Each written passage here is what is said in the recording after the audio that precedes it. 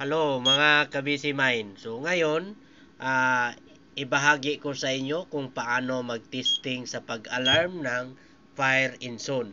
So gamit ang resistor na ito, yung 1/2 watt na resistor na may 270 ohms at saka 470 ohms. So ang function lang nito ay pang-testing natin sa bawat zone kung gumagana pa ito. I-jumper lang natin yan sa positive at saka negative. So kapag gumagana yung zone, mag-display dito yung fire in zone, kung anong zone ang tinitesting natin. So subukan natin, i-jumper natin sa negative at saka positive kung mag-reflect ba yung fire dito. Okay? Panoorin yung mabuti para alam nyo kung paano mag-testing sa pagpa-alarm ng panel na ito.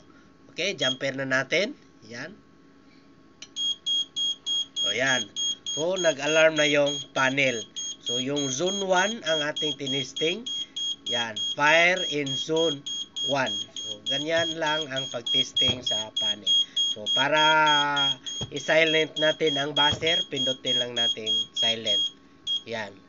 So, para mawala yung ilaw na naka-blink sa fire, so kailangan nating i-reset yan. So pindutin lang yung reset, hintayin ng ilang segundo, babalik yan sa normal.